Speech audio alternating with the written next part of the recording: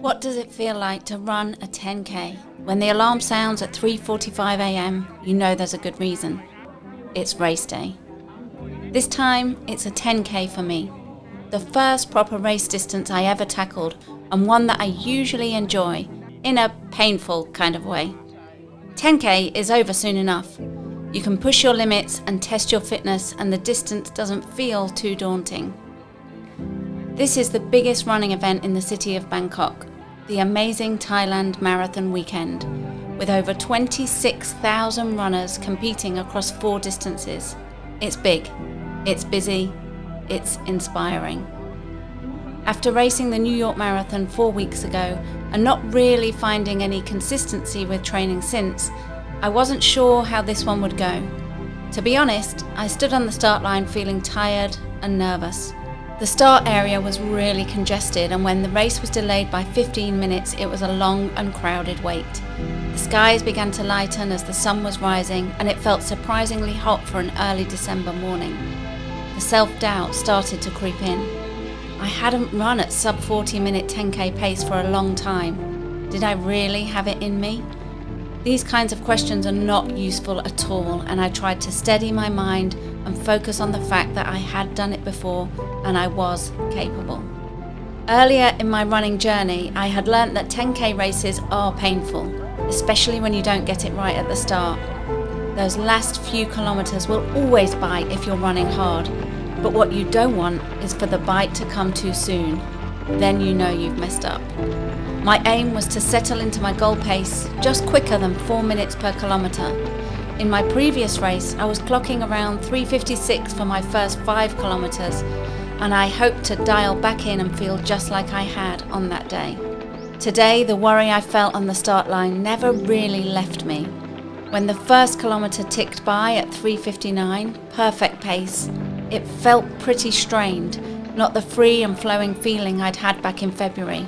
Stay positive, start each kilometre fresh, clear your mind, focus on form. These are the messages I give myself as I go into each new kilometre. My heart rate was rising, but I tell myself that that's okay. It's a 10K and it should feel hard. I know my body can do it, just like it has before. Kilometre 2, 3:56. The pace was exactly what I wanted to see on my watch, but the feelings I had inside weren't. It shouldn't feel this hard this early. But don't get negative. Stay fresh. Stay relaxed. Believe you can. The thing with racing is that every experience is totally unique. Recently, Ben had a trail race where the first 10 kilometres felt tough, and then everything clicked, and everything felt good for the last 15. It's good to remind yourself of situations like this because I was attempting something that I knew was in my reach, and maybe this would be one of those days when a strong mind would override a tired body and pull me through. Kilometre 3, 3:58.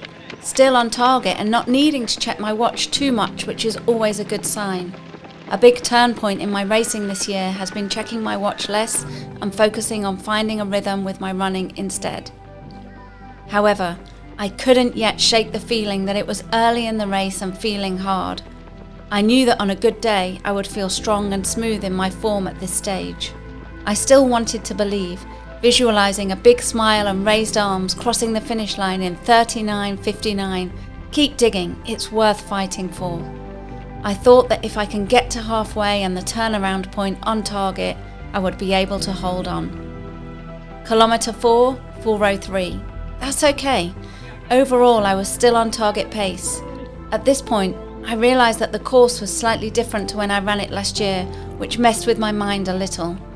I had just assumed it would be the same, and my experience last year was so good. I was now a little thrown that I didn't quite know what was to come. Or maybe I wasn't remembering it right.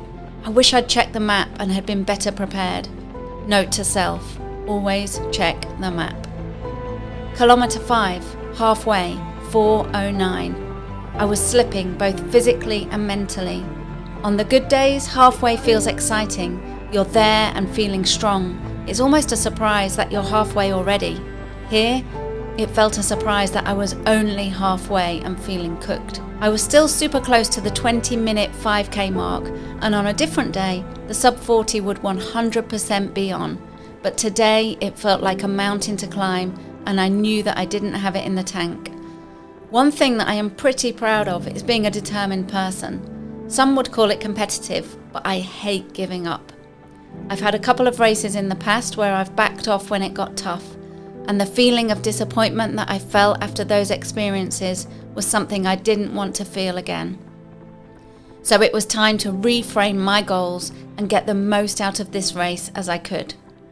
I accepted that I was tired and that it wasn't going to be a PB or a sub 40 day, but what I could fight for was a strong performance, not giving up and getting the best result possible. I'm going to be honest about this video. Having Ben filming alongside me was pretty annoying when the race wasn't going to plan. I knew this footage was going to be difficult for me to watch. No smiles or peace signs to the camera, just a grimace and a frown. However, at this point in the race, he helped me out massively. There were 2 female runners just ahead, and he told me to lock on and not let them get away. That was hugely helpful and gave me a clear focus over the next few kilometres. Kilometre 6, 4:12. Slightly slower again, but not by too much. My heart rate remained high and I was pushing as hard as I could, and this was the speed that my body was allowing me to go. The water stations were welcome and I took what I could on board whilst trying to hold form and pace as strongly as possible. I held on to the other 2 runners and kept on pushing. Last year I ran 42:20 on this course, so with gritted teeth I committed to trying to get as far under that time as possible. Kilometre 7, 4:18. Slowing again, but just 3 kilometres to go. This is where the mental calculations and visualizations start coming in. 3 kilometres, that's 1 big lap around my village and then a little bit more. The last kilometre doesn't really count anyway, so just think about getting to 9. I was checking my watch more and more and everything was moving slower. Stay strong, stay positive, do not quit. Kilometre 8, 4:19. I'm holding pace just about. Only 2 kilometres to go. I'm still with my target runners and we are all battling. This really hurts. But this is what I do. I dig in and chip away at the pain. It really surprised me how hard this felt after running 42.2 kilometres just 4 weeks ago. And that's the thing about running and racing. Nothing is guaranteed on the day. I took myself to the end of that marathon experience when it was tough and I hung on in. I can do this. I can keep going. Kilometre 9, 4:17. I don't think I was even looking at my watch at this point. I don't remember seeing those numbers or registering what they meant. No more capacity for maths or calculations. It's 1K to go and I just need to keep on moving and hold on tight. I had set out with an ambitious goal, and really it had been a free roll of the dice. Did I have it in the tank to run another sub 40? The answer had been no, but I still had the chance to fight and achieve something great. This is hard, but I do hard things. I knew the pain would be over soon, so don't back down now. Keep fighting. Finally, the finish line was in sight. Yes, I was going to make it, and I honestly felt so proud of what I'd done. There was absolutely nothing to gain from feeling any sense of disappointment that I didn't hit my goal time today. I had set out with an ambitious goal, and it was too big. But despite what my face was showing, I stayed positive and strong and fought for the best result I could. Kilometre 10, 4:13. Raise those arms and smile. It's done, and I didn't give up. Overall time, 41:42. It was actually my second fastest 10K of all time, and whilst it didn't feel good or enjoyable whatsoever, it's 100% one to be proud of. I'm glad that I did give an ambitious goal a shot to see what was there, and that I stayed positive when I realised it wasn't going to happen. The mind is a complex thing. Like many others, I can be hard on myself when I don't do or achieve what I set out to do. Running and racing is helping me to reframe my outcomes, and I hope that it can do the same for you. Being better or faster isn't always possible, but doing the best you can in the moment is. I did manage to pick up a trophy for an age group win, but that won't be what I remember this race for.